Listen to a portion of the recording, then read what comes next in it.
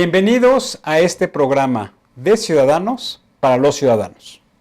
Hoy vamos a platicar de los resultados del proceso electoral que ayer 7 de junio se realizó, en el cual se eligieron los diputados federales, como sabemos 300 de mayoría relativa, 200 de representación proporcional. También se eligieron 9 gubernaturas y en algunos otros estados hubo elecciones para diputados locales y para alcaldes. Como pudimos estar observando anoche en los resultados que se iban publicando a través de la página del Instituto Nacional Electoral, en lo que le conocen como el Programa de Resultados Preliminares, el famoso PREP, lo que observamos es que hoy los electores, los ciudadanos convertidos en electores, tuvieron un voto diferenciado. En algunos casos votaron para el mismo localidad, por un partido político para lo que sería el diputado local, por otro partido político para lo que sería el diputado federal y en algunos casos por otra figura para el gobernador. Y esto de lo que nos habla es que hoy en México ha venido evolucionando el comportamiento del elector, el comportamiento del ciudadano. Hoy las campañas políticas que están fundamentalmente basadas en spots televisivos también se han venido complementando con esfuerzos de la sociedad civil para generar mayores insumos de información respecto a la trayectoria, a los resultados y a las características de los candidatos que le permitan entonces a nosotros como ciudadanos ser electores más informados. Y eso nos parece que debe ser la conclusión y la reflexión que tenemos que hacer del resultado de este proceso electoral, que México debe seguir evolucionando en una democracia representativa, es decir, que las decisiones se toman a través de representantes que eligen los ciudadanos, diputados, senadores, gobernadores, alcalde y presidente, y que ese es el modelo que ha venido funcionando hoy en las economías más importantes del mundo. Y que a pesar de que muchos ciudadanos tenemos un malestar y un desencanto sobre cómo han venido trabajando los partidos políticos y cómo han venido financiando sus campañas, siguen siendo los partidos políticos, las campañas electorales y sobre todo el día de la elección, un espacio en donde deben concurrir los ciudadanos para mostrar sus preferencias y depositar su confianza en quienes serán sus candidatos y en este caso sus gobernantes. También fuimos, para un poco complementar lo que estamos comenzando el día de hoy con ustedes, fuimos a preguntarles a ciudadanos como tú, como yo, si fueron a votar, ¿cuál fue el aspecto, el elemento que tomaron en cuenta para decidir su voto? Y si consideran que las elecciones, el proceso electoral de ayer fue una elección justa y libre. Vamos a ver.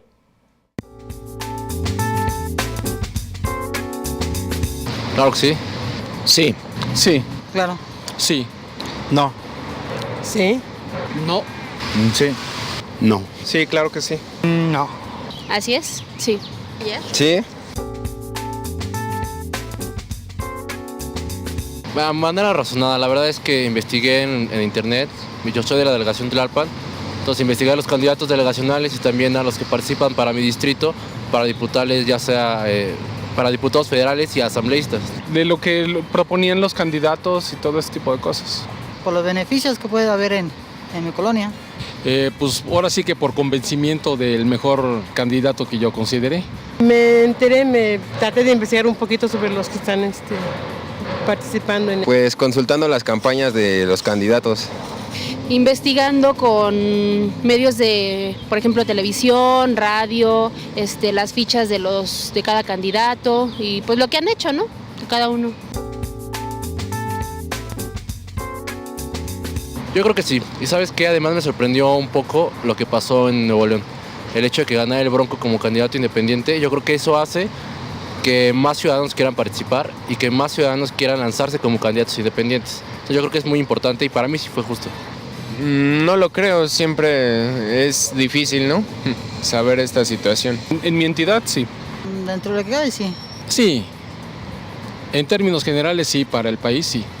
Porque no hubo tanta violencia como se pronosticaba. No. Votamos porque, bueno, tenemos que votar, de alguna manera tenemos que estar tratar de ver si se puede hacer el cambio. Sí, sí lo fue. De hecho, yo no vi ninguna situación cerca de las votaciones que se realizaron cerca de mi domicilio. Las noticias estuvieron informando, pero parece que no fue como se esperaba o como algunas personas tal vez lo imaginaban. Creo que no. Entre ellos solitos se andaban dando hasta con la sartén, ¿no? No se ven bien qué es lo que van a hacer con sus propuestas que estaban haciendo. Pues ahora sí que hasta ver quién fue el ganador de las votaciones, pues ya veremos si salió justa o no, pero pues yo creo que sí. Pues yo creo que más bien esperar los resultados y de ahí poder decidir si realmente fue justa o no. Estamos hablando de los resultados del proceso electoral para elegir candidatos a diputados federales, gubernaturas y en algunos estados de la República para alcaldes y diputados locales. Hoy vamos a conversar con Francisco Abundis, que es el director general de Parametría, que es una de las instituciones de estudios de opinión pública que ha participado de manera muy importante en los últimos procesos electorales, desarrollando encuestas electorales, desarrollando encuestas de salida del día electoral y también desarrollando conteos rápidos.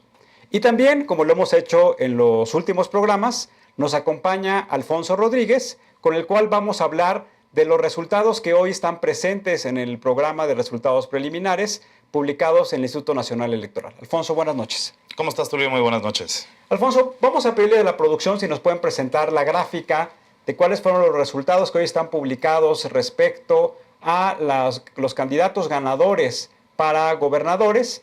Creo que aquí sería interesante observar cómo se desarrollaron estas elecciones y cómo no solamente fue un solo partido político, sino varios partidos políticos fueron los ganadores. Alfonso, ¿qué nos puedes platicar de estos resultados?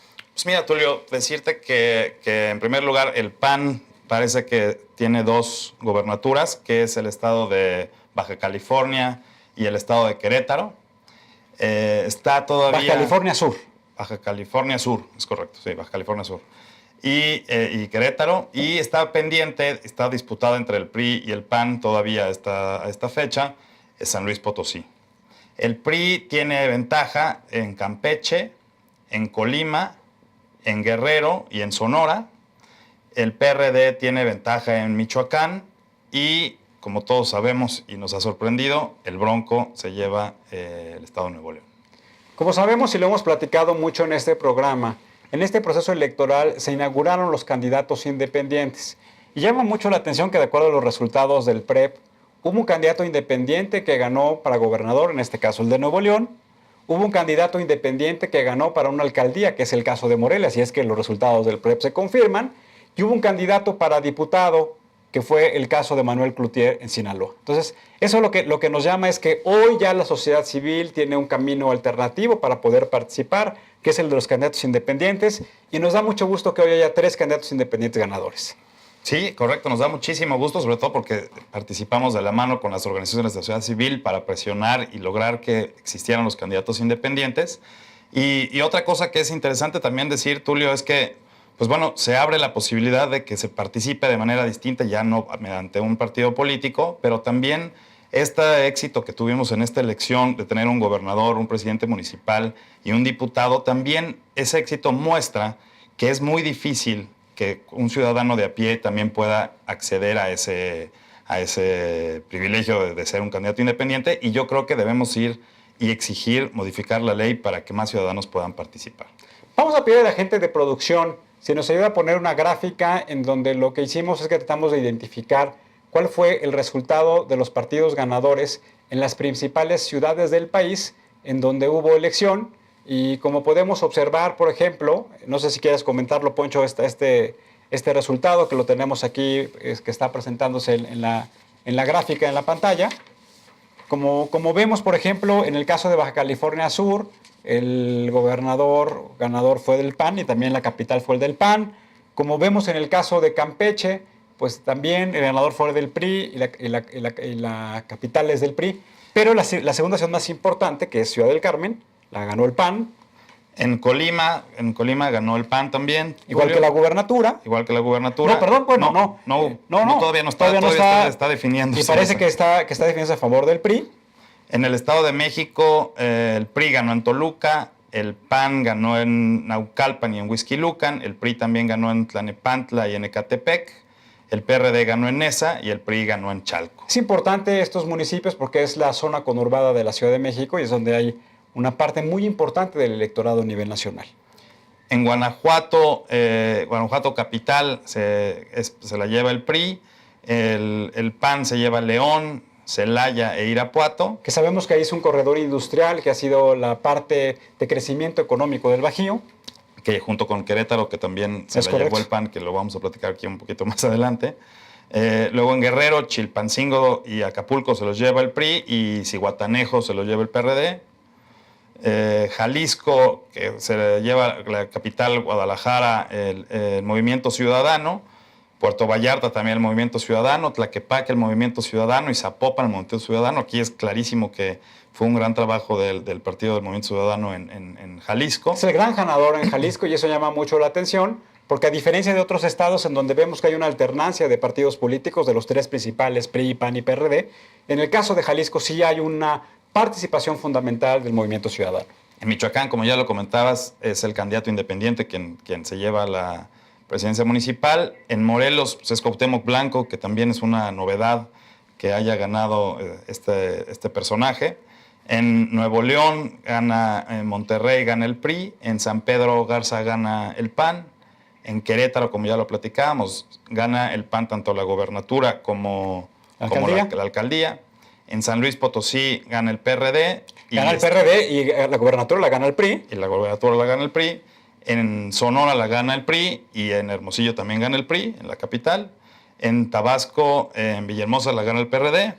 Y Yucatán, en Mérida, la capital, también la gana el PRD. Entonces, como lo que podemos ver es que hoy en esta elección pues hay un fortalecimiento de un sistema multipartidista, es decir, que no solamente son los tres partidos políticos grandes, PRI, PAN y PRD, los que están obteniendo los principales resultados electorales, sino que hay nuevas fuerzas emergentes que ya han venido participando en otros procesos electorales, como es el caso de Movimiento Ciudadano, o el caso del Partido Verde en alianza y con el PANAL y con el PRI, que son los que están teniendo también importancia en los resultados electorales y que están elevando no solamente la votación derivado de una mayor participación electoral en elecciones intermedias.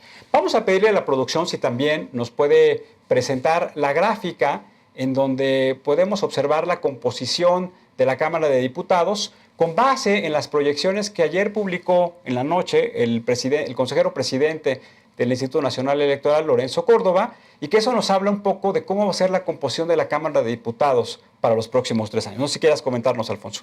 Sí, claro que sí, con mucho gusto, Tulio. Pues en realidad pareciera que no hay muchos movimientos en cuanto a la representación que va a tener cada uno de los partidos políticos. Están en un rango, el PRI, por ejemplo, empezamos por el que más votos o porcentaje ha tenido en esta elección. ¿Por qué no nos vamos? Porque tenemos poco tiempo, Alfonso, más o menos nada más cuáles van a ser los diputados que van a tener. Entiendo que el PRI va a tener 196. Entre 196 y 203, el PAN va a tener entre 105 y 116, el PRD entre 51 y 60, Morena entre 34 y 40, el Verde Ecologista entre 41 y 48, el Movimiento Ciudadano entre 24 y 29, Nueva Alianza entre 9 y 12, el Partido Encuentro Social entre 8 y 12, el PT entre 3 y 12. Y el Partido Humanista en caso de que alcanzaran el registro, porque los resultados del PREP establecen que no van a alcanzar el 3% necesario. Alfonso, muchas gracias por acompañarnos en todo este proceso. Seguiremos platicando con otras organizaciones. Vamos a hacer un corte y vamos a regresar con Francisco Abundis, director general de Parametría, para platicar sobre los resultados del proceso electoral. Gracias a ti. Regresamos.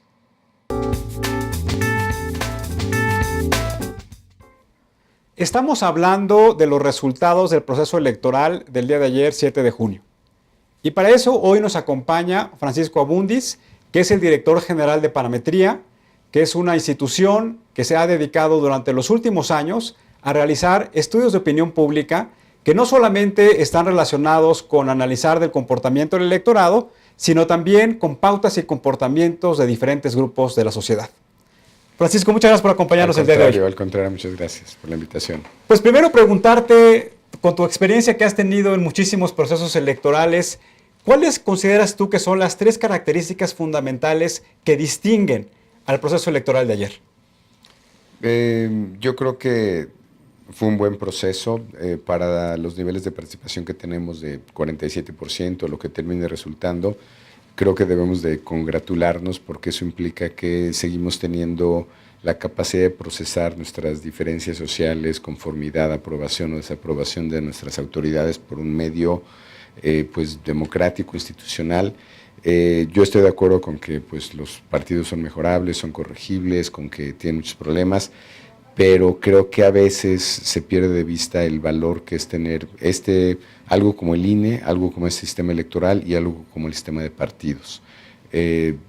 Yo a veces creo que a veces es importante reflexionar sobre países como Venezuela, que en su momento tuvieron las mismas capacidades de procesamiento de la inconformidad social o de cómo procesar sus diferentes propuestas de organización social, y hoy día pues están deshechos. Es decir, no demos por hecho que vamos a tener esto toda la vida y todo el tiempo. Estas instituciones se acaban si no las cuidas, se acaban si no terminas valorándolas. Y yo por eso creo que lo que pasó ayer fue un gran día. Hubo amenazas de violencia, hubo amenazas pues en algunos estados en específico, protestas, pero yo creo que el resultado es bastante bueno, como lo dijo el presidente Lorenzo Córdoba, y los niveles de participación, yo insisto, creo que es algo que debemos de apreciar. Algo que nos parece importante para este proceso electoral es que se jugaron con nuevas reglas. Hubo una reforma a la legislación electoral el año pasado, lo que estableció una conformación distinta del Instituto Nacional Electoral, lo que estableció algunos instrumentos y mecanismos distintos de cómo supervisar el financiamiento a los partidos políticos, de cómo establecer la manera en cómo se presentan las quejas y cómo se dirimen esas quejas por parte de los actores políticos. ¿Qué consideras tú que fue lo virtuoso de esta reforma electoral y qué identificas que podría ser susceptible de mejorarse para un siguiente periodo? Virtuoso muy poco. Creo que cada reforma electoral es más complicada, más abigarrada, menos clara. Sobre todo en el tema, nos está llevando a un proceso de judicialización de las elecciones, lo cual creo que no es muy, para el elector no es un buen indicador, no es una buena señal, porque entonces significa que tú acabas decidiendo elecciones en la mesa y no en la urna, y eso genera mucha desconfianza. Entonces eso lo veo como un problema, que esto esté llevando tanto hacia quejas, procesos judiciales, impugnaciones, porque tienes todos los incentivos. Te doy un ejemplo. Se supone que si tú en alguna de estas elecciones no pasas de 5 puntos, yo te puedo impugnar, ¿no? Y te puedo decir que rebasaste los topos de campaña. Es correcto. Si te lo llego a aprobar, tú no puedes participar en la siguiente elección y yo sí. O sea, es causal de nulidad de elección para el candidato que cometió ese rebase en los topes de campaña. Y además tú ya no puedes ser candidato. No, el incentivo para impugnar es todo. Todo. Es un incentivo perverso. Muy perverso. Y yo creo que esas leyes no están pensadas en estos incentivos perversos, en el monstruo que estás generando, ¿no? No, lo mejor es que todo se resuelva, sea de manera transparente.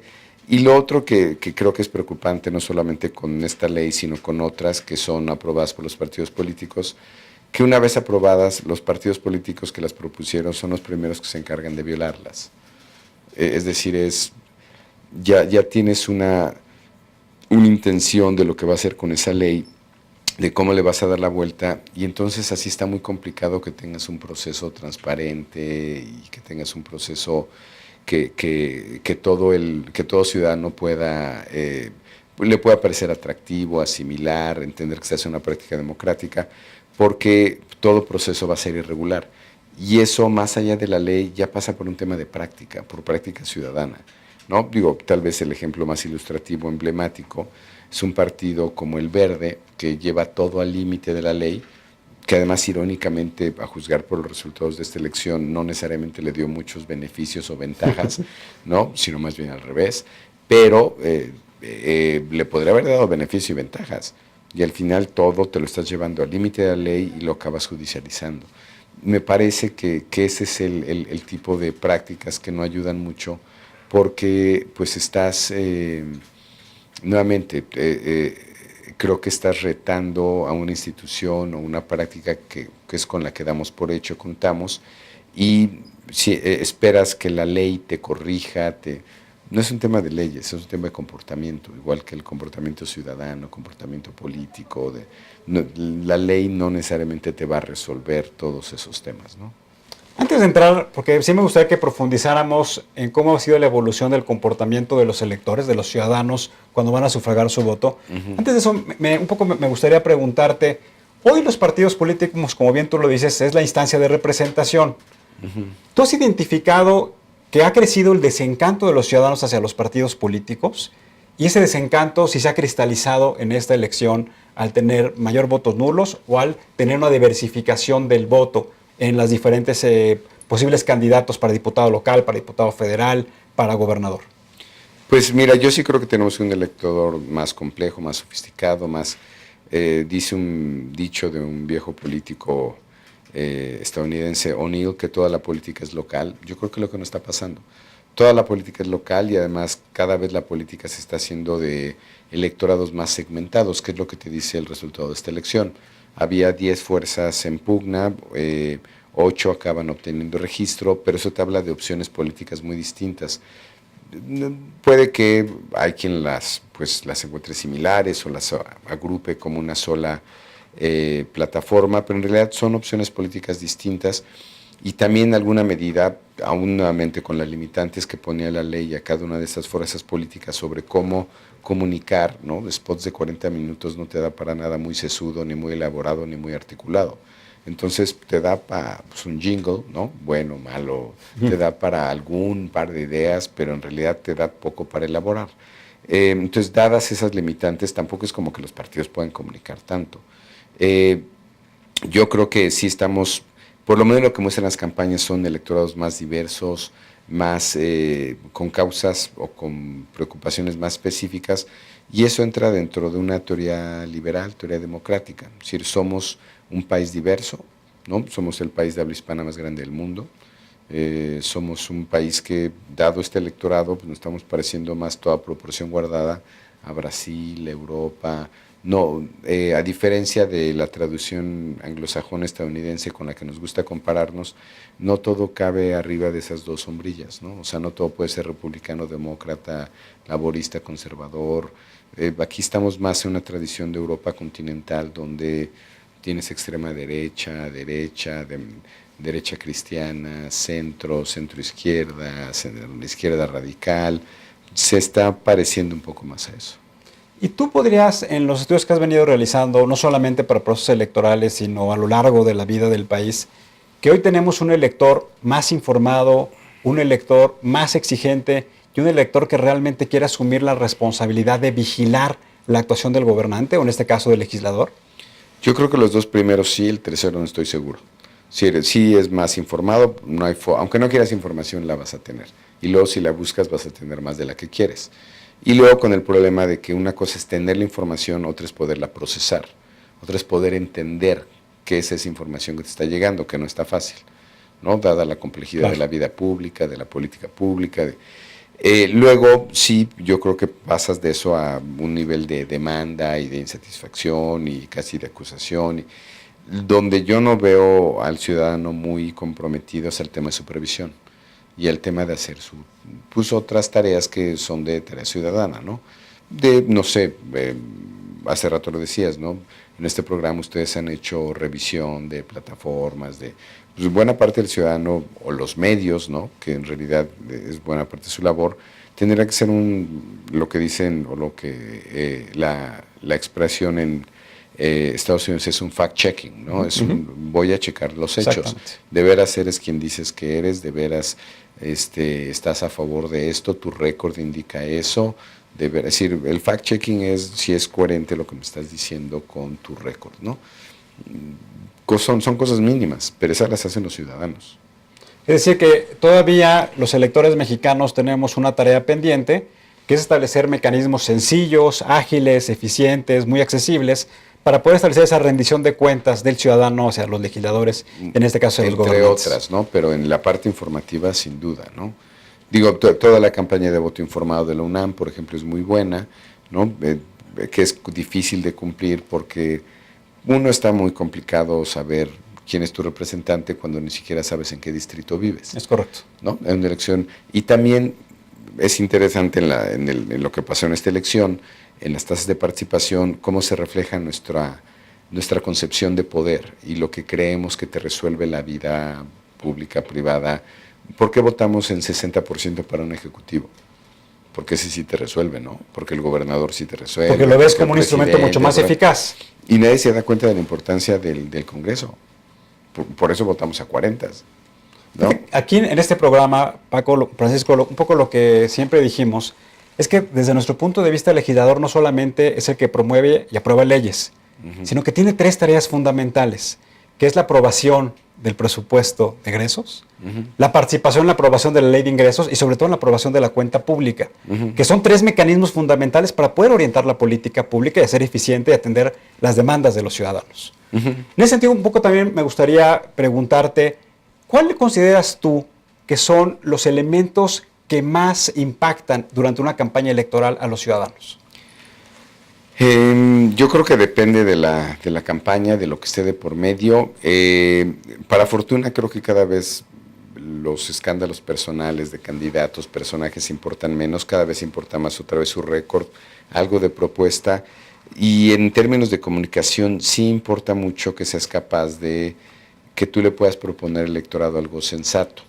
Cada vez estamos yendo menos a un voto por plataformas partidistas o por partidos, cada vez más estamos tendiendo a votar por la figura, el candidato como tal, porque yo no sé exactamente tú qué quieres decir con vas a tener políticas de equidad o bien a bien, no sé. Mira, me caes bien o no, me parece que cumples más o menos lo que, o tú vienes de un lugar que parece que hiciste un buen gobierno. Es decir, cada vez más el candidato, la persona se está convirtiendo en el centro de todos esos atributos o esos defectos, pero que yo entienda bien a bien cuál es tu plataforma, ¿no?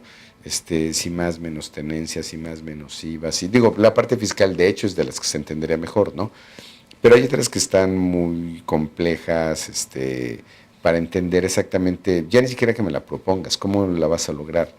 Ok, quieres espacios públicos más ¿no? para la comunidad, ¿y cómo? ¿Y alumbrado cómo? ¿Y con qué presupuesto? ¿Y cuánto va a costar? ¿Y cuál es el proyecto ejecutivo? Drenaje, ¿cómo? ¿Y internet para todos, cómo? ¿No? Si suena bien, ¿no? Sí, ¿no? O sea, todos queremos eso, ¿no? Todos queremos. ¿Y seguridad? Ok, sí. ¿Y? Si ni siquiera va a depender de ti la policía, ¿no? Correcto. Si entras ese tipo de contradicciones donde, digo, el ciudadano, su obligación, ¿no? Si queremos estar en la utopía, en el ideal del ciudadano informado, pues sí, debería informarse de eso, pero la vida no da y nuevamente buena parte de la teoría democrática sugiere que no tenemos tiempo para todo. O te enteras de ballenas o te enteras de niños de la calle, si te interesa la vida pública o claro, te interesa el matrimonio gay o el aborto, o sea, todos tenemos nuestras preocupaciones muy segmentadas, tampoco es como que la vida nos dé para preocuparnos por todo. Entonces el electorado también es muy segmentado, el electorado también tiene cosas de preocupación muy distinta. Entonces lo que tú me propongas, entenderé con suerte la mitad y la mitad de la mitad, y más bien yo te veo, ¿no? Y te llamas Jaime Rodríguez y te pareces al Bronco y parece que eres muy claro y te llevas la mitad del electorado. Porque por propuestas casi te aseguro que ese candidato no ganó. O sea, bajo esta línea de argumentación un poco, Francisco, lo que observamos en esta elección, que hoy, dadas las características de las estrategias de comunicación, arrastra más un candidato, un líder carismático, que la propia característica y la infraestructura que puede tener un partido político. En general, sí. Digo, no es que no requieras del otro, no es importante el otro, ¿no? Pero hay una parte de la vida pública que es muy confusa y a mí no me queda más que confiar en lo que dicen que fuiste como presidente municipal y la gestión que tuviste y que te pongan además a un equipo que dicen que también es muy bueno, y no, o sea, lo que tú puedes convocar y reunir. Pero de eso a que yo entienda bien a bien qué vas a hacer con las garitas, ¿no? O sea, eso ya es tema de política pública compleja, ¿no?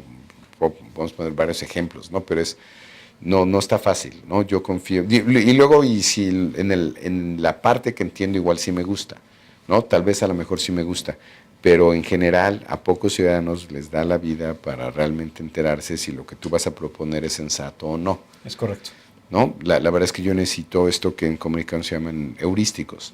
Necesito que me lo diga mi líder de opinión, ¿no? Necesito que llegue López Dóriga y me lo unja y diga, no, mira, ese es el bueno, ¿no? Que llegue Loreto, que llegue a La Torre, o que llegue de la Micha, o que llegue Paco Abundis, tal vez. Que nosotros no solemos calificar. No solemos hacer muchos juicios de valor, pero hay muchos comunicadores que sí, y se convierten en tu referente. Entonces ese referente es al que tú le haces caso y te dicen, chécate él, él es nada más velo, ¿no? Cada quien tiene sus heurísticos a nivel local, a nivel general. Puede ser un líder de comunidad, puede ser un empresario, puede ser un líder, ¿no? Y entonces su opinión te importa. Ese tipo de convocatoria es la que a veces a ti te hace tomar decisiones, ¿no? Como elector. Un poco entonces el candidato también se convierte como en un administrador y un gestor de las expectativas de sus electores. Sin duda, y no hay nada peor que generar altas expectativas que luego no cumples. Y ahí vienen los grandes fracasos o los grandes descontentos o los grandes fiascos de cuando dice, oye, él me prometió, yo me senté con él y nos vimos a los ojos y pensé que era una persona honesta. Y ya cuando tiene la responsabilidad pública, pues no cumple con esas expectativas. Nada más que él estaba en la tele y tú eras espectador. Y entonces ya no estaba claro eso de que te veían los ojos. Hay una gran diferencia. Ya no estaba. No, bueno, y para ejemplos de eso tenemos muchas gestiones que están corriendo. Generación de expectativas de pronto puede ser una no muy buena idea, porque cuando llegas al gobierno es lo primero que te van a cobrar, es lo primero que tienes que cumplir. Y bueno, pues está bueno inventar y está bueno prometer. El tema es el día después del día D. ¿Qué vas a acabar haciendo? Oye, Francisco, un poco los ciudadanos dicen que hoy lo que tenemos es una democracia de spots, como tú lo apuntabas al inicio de nuestra conversación. Y mucha gente ha dicho, oye, a mí lo que me gustaría, aunque no sea una persona tan informada, tan formada, que hubiera más debates televisivos en donde pudiera tener la posibilidad de ver cómo una persona enfrenta a otra persona con una línea de argumentación distinta o cómo una persona simula tomar una decisión ante un hecho concreto. Desde tu perspectiva y en las mediciones que ustedes han hecho, ¿spots o debates televisivos? No son, yo creo que la gente no los ve como dos opciones de información distinta. Yo creo que ambos son, uno es un formato, para como está el país, muy aburrido, ¿no? Los debates son, los spots es hacer, de hecho, digo, la crítica que hay sobre el formato de los spots, lo que sea, yo la verdad es que me parecen cada vez mejores, digo, tal vez no todos, y tal vez no todos comuniquen igual, pero uno, sí reflejan que están explorando preocupaciones de la ciudadanía, si no todos eran igualitos, de hecho algunos acabaron siendo igualitos, ¿no? Porque van sobre las mismas preocupaciones, pero creo que más bien es un tema complementario, o sea, tienes que generar, y hace un rato nos referíamos a una campaña que me parece que merece análisis para explicar por qué es sin duda la fuerza política de mayor crecimiento dada su propia base, se llama Movimiento Ciudadano. No, yo creo que hace ambas cosas que tú estás proponiendo como si fueran antitéticas. Crea un ambiente, crea un ritmo, crea una atmósfera, crea un sentimiento afectivo. Y por otro lado se mete en una discusión pública de temas que sabe que son relevantes. De hecho, un spot de ellos en particular empieza con el mismo ritmo, ¿no? Que es como muy pegajoso, muy atractivo. Ellos mismos interrumpen el spot y dicen, está buena la música, ¿no? Pero ¿por qué no hablamos de otras cosas? Es decir, ellos mismos se dan cuenta, pues más bien saben que van a llegar a ese punto, ¿no? Y de hecho también fueron disciplinados, porque se remitieron a su color, al color que los ha identificado. Si el público no sabe todavía de quién hablamos, hablamos de movimiento social, ¿no? El naranja, naranja, naranja, y la música, y 6 puntos, o sea, que estén en el intervalo que dio Lorenzo Córdoba el domingo en la noche sobre cuánto pudo haber obtenido, que estén rayando en el intervalo con el verde. ¡Wow! Sí. ¿No? Algo hicieron bien. Es correcto. O sea, en el último resultado del PREP, el verde tiene 7% de la intención de voto y el Movimiento Ciudadano tiene el 6%. Y en el intervalo se cruzaban, ¿no? Es decir, estás hablando de alguien, de algo que hicieron bien, nos guste o no nos guste, para una parte del electorado tuvo credibilidad, le llamó la atención y lo votaron. Además tienen, ¿no? Hace rato lo decíamos, liderazgos locales muy populares, ¿no? Como Alfaro en Guadalajara o en general en la región de Jalisco, Luis Walton en Acapulco, el propio Marcelo Ebrard, ¿no? Tiene niveles de popularidad altos en algunos segmentos. No, yo creo que yo no lo pondría como si bien los formatos son distintos, no es el uno o el otro, es el uno y el otro, ¿no? Porque finalmente los partidos tienen que generar un momentum y un sentido de afectividad, ¿no? Sí, como un poco bajo esa visión clásica de cómo es una campaña electoral que se divide en 3 etapas. Una primera etapa que es la del posicionamiento del candidato, una segunda etapa que es la del posicionamiento de los temas más relevantes que ese candidato va a instrumentar cuando tenga la responsabilidad, y una tercera es la petición del voto. Que creo que lo que tú dices muy bien es que hoy muchos partidos políticos han tenido la capacidad de sincronizar y articular muy bien estos 3 momentos, que es como la teoría clásica de construir una campaña política. Digo, hay una campaña de todos los formatos y depende qué tono tengas, ¿no? Hay una muy famosa que se hizo hace algunos años en Argentina, de la Rúa, que responde a sus críticas diciendo, y sale de la cámara en el spot diciendo, dicen que soy aburrido. Sí, soy aburrido, ¿no? Porque yo no me pongo una playera para meterme al estadio, y es una crítica al presidente Menem, ¿no? Para decir, yo soy serio, ¿no? Es decir, es como haces de tus defectos una virtud, y cómo te vas a este lado de la ecuación donde, ok, tal vez yo no soy tan divertido, pero no sé si necesitamos hoy día cosas tan divertidas en este país, ¿no? Bueno, yo me acuerdo también de un candidato del PRI que hizo algo muy similar, que entiendo que en términos de medición fue un fracaso, que fue el candidato Labastida, ¿te acuerdas? Cuando mencionaba cómo era el seudónimo que le decían, y creo que eso no fue bien visto por parte del electorado. Claro, aunque él nunca reconoció que fuera aburrido, pero bueno. Oye, Francisco, un poco para entrar a los resultados de la elección. Todo el mundo hablábamos, veíamos en los medios de comunicación que teníamos 9 elecciones para gubernaturas y se decía que 7 o 5 de ellas estaban muy cerradas.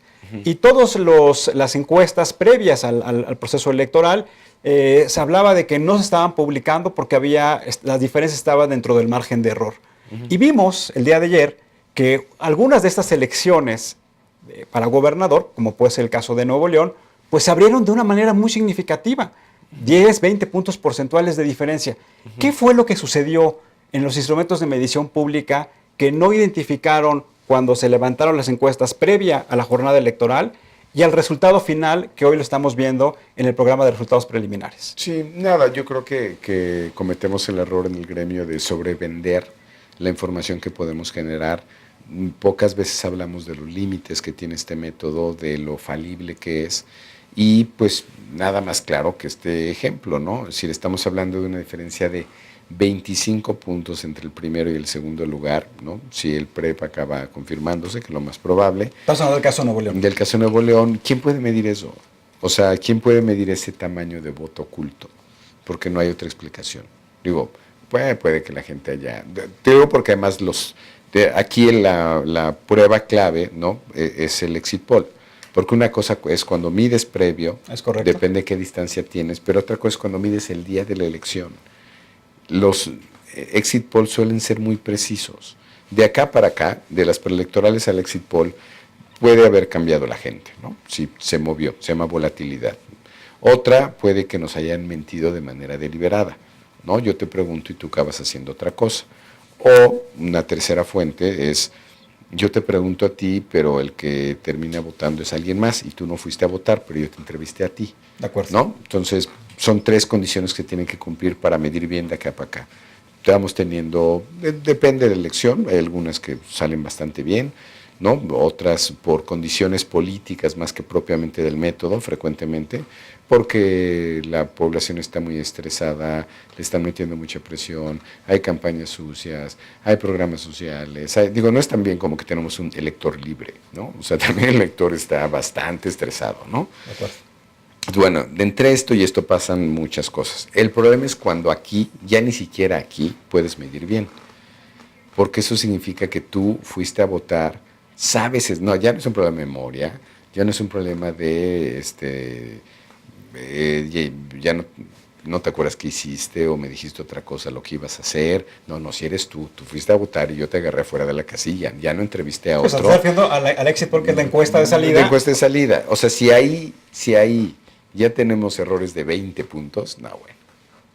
O sea, perdón, pero la gente no nos quería decir. Que también es un fenómeno interesante. Es un fenómeno interesante porque si realmente tienes una posición tan antisistémica como para votar por un independiente y no votar por PRI o por PAN, ¿por qué me vas a mentir? Si estás tan orgulloso de lo que haces, ¿por qué me vas a mentir saliendo de la casilla? La pregunta, Francisco, sería si realmente es independiente. O sea, porque puede ser independiente, el tema es que fue la figura que utilizó para llegar a la candidatura. El tema es que lo votaron. Y de lo que tú hiciste a lo que me dijiste, me dijiste otra cosa. Entonces, ahí habría otras preguntas. ¿Eres un independiente vergonzante? O sea, ¿no estás orgulloso de lo que haces? ¿O cómo? ¿Tenías alguna presión de tu familia, con quién ibas o no? Porque además ahí todavía más se crecía en la encuesta de salida que en la preelectoral, ¿no? Yo te doy una boletita, tú la tachas, la metes en la urna. En principio nadie se entera, ¿no? Nomás tú. Ese está interesante, ¿eh? Porque ni la más optimista de las mediciones podía ver la magnitud de esto. No sé, me llama mucho la atención, todavía no te daría, o sea, ni siquiera creo que tengo hipótesis, nomás el evento así digo, wow. Hay un voto oculto importante que la gente no quiso manifestar con realidad en el momento de salir de la casilla cuando el entrevistador le hizo la encuesta de salida, la intención real de voto. Pero a nadie, ¿eh? A nadie. O sea, no te voy a decir, hay sesgos de firma, hay sesgos de consultoría, a nadie se lo dijo. En 20 puntos.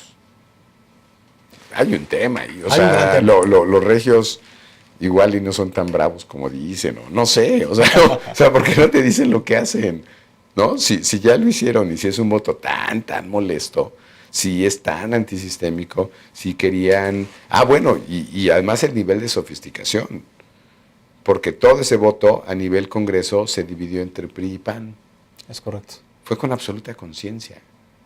O sea, para gobernador votaron de un lado y para Congreso votaron. O sea, ¿lo quieres así o más sofisticado? Sí, o sea, quiere decir que los electores que eligieron, en este caso el candidato independiente al famoso Bronco, pues votaron por él para ser gobernador, pero votaron en su lealtad partidista por el PRI o PAN para el caso de sus diputados. ¿Y salen de la casilla y no te lo dicen?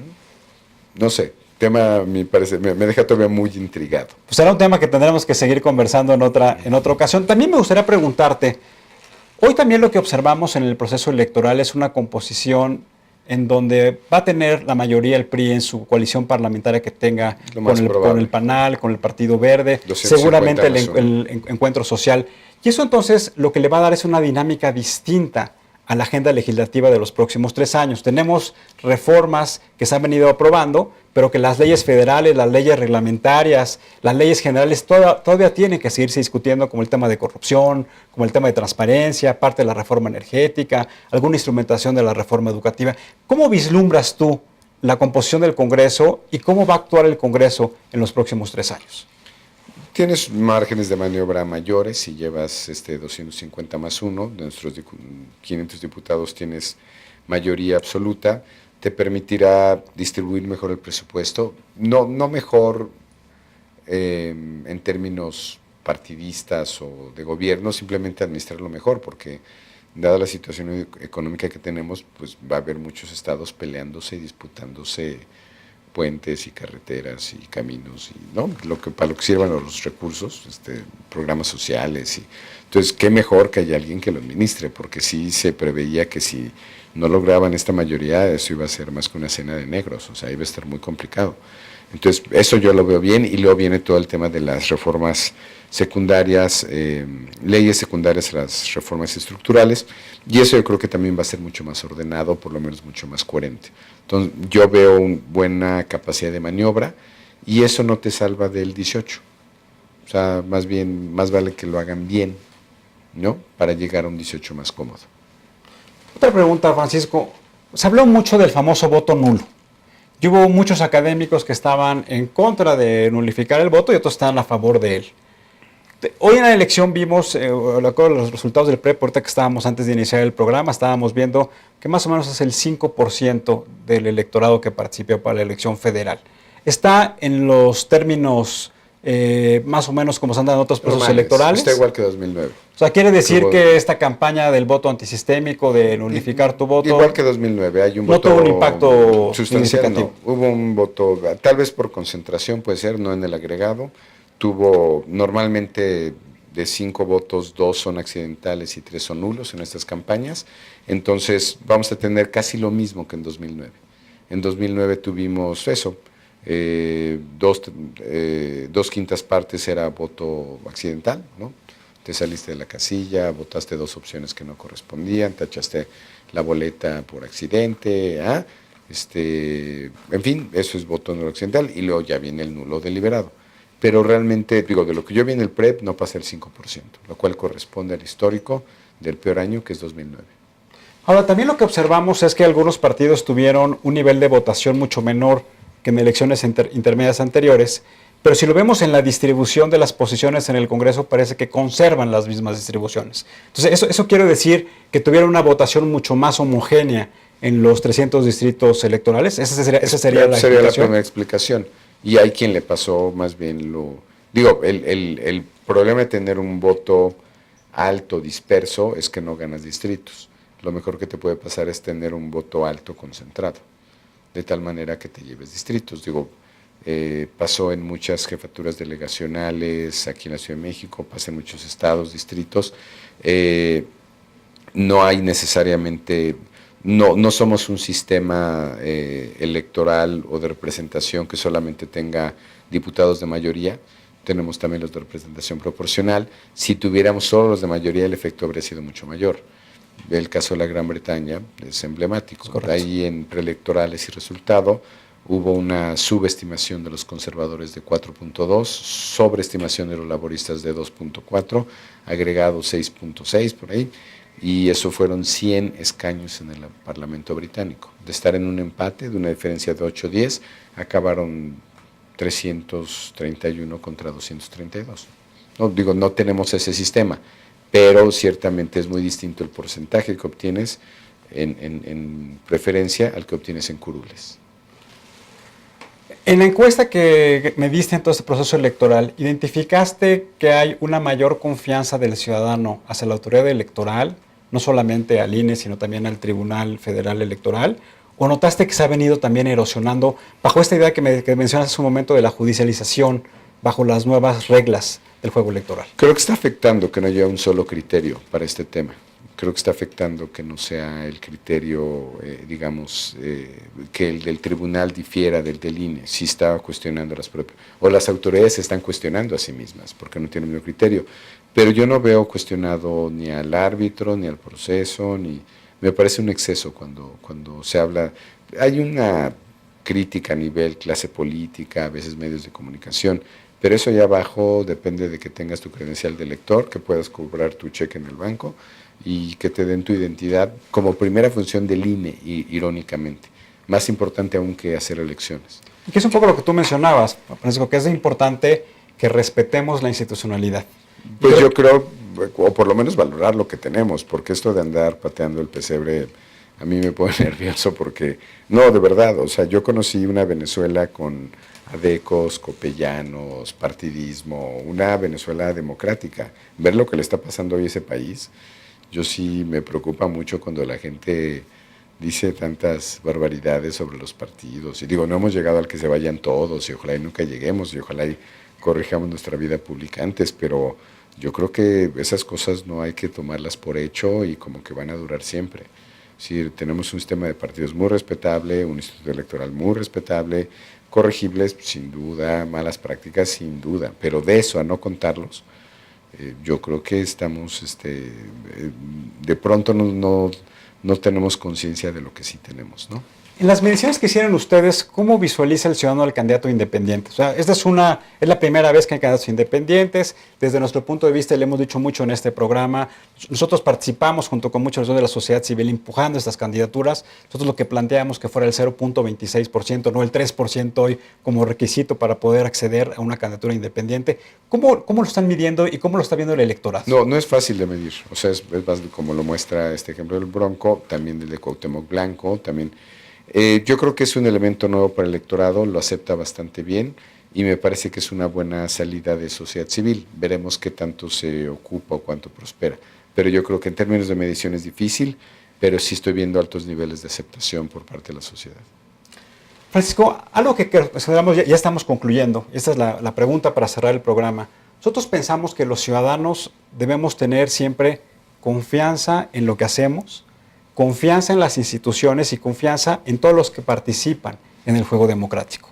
Nos parece que hoy en nuestro país, en donde tenemos una mayor competencia electoral, las empresas, los estudiosos, como es tu caso, de opinión pública, deben tener esa confianza por parte del ciudadano. Porque muchas veces se habla, y me parece, yo cuando lo he escuchado, inmediatamente los corrijo, y no lo digo porque estoy aquí enfrente, pero sí pienso que es muy importante que tengamos instituciones serias, como es el caso de Parametría, para estar estableciendo sistemas de medición de opinión pública que estén a favor del electorado, al servicio del electorado, y no al servicio de los partidos políticos como una estrategia de comunicación. De hecho, ese argumento que acabas de decir es uno que acaba de escribir un ex analista de deportes, luego analista electoral muy famoso en Estados Unidos, se llama Nate Silver, que acaba de hacer algunos de los mejores estimados para la elección de Estados Unidos y está muy frustrado con la elección británica. Pero básicamente está diciendo que buena parte de las mediciones cada vez se están haciendo más complejas, pero que no deja de ser un instrumento de control de poder. Es decir, simplemente por evaluaciones de política pública, evaluaciones de situación del ciudadano o del electorado. Yo creo, como bien señalas, sí hay un tema de confianza, pero también hay un tema, como yo lo vivo, como lo veo en el rol que hacemos, en el papel que jugamos, también hay un tema medio pedagógico, ¿no? De explicarle a la gente que las mediciones, la opinión pública, los estudios electorales no son un acto de fe. No es de si te creen o no te creen, no, lamentablemente es de entenderlo. A lo mejor el ciudadano no está, y por eso hablo de los límites, de las advertencias, ¿no? Igual que como en frutas y verduras, tengan cuidado con las encuestas, porque es como, y eso yo creo que es error de algunos colegas, a veces de uno, de sobrevender, ¿no?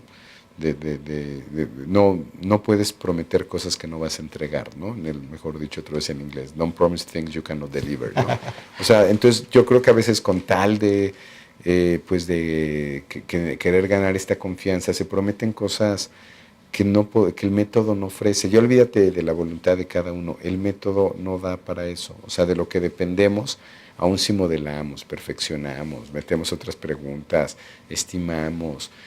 No hay alguien que te pudiera decir qué iba a pasar en estas elecciones, ¿no? Algunas de las cerradas, abiertas, pues en realidad estaba blofeando. El método no da para eso, no te da para predecir, sí te da para más o menos tener algunos estimados, sí, pero de eso que te dé para ser preciso, yo creo que el problema es no señalar otra vez los límites, señalar que es un método falible de todas esas cosas que dependemos, y que entendidas esas, ¿no? Y en qué circunstancias tienes una mejor medición, ¿no? Sobre todo cuando es de temas políticos, ni está polarizado el ambiente, ni hay campañas negativas, se puede entender mucho mejor, ¿no? Pero yo creo que a veces el problema también viene en nosotros, sobrevender cosas que el método no ofrece.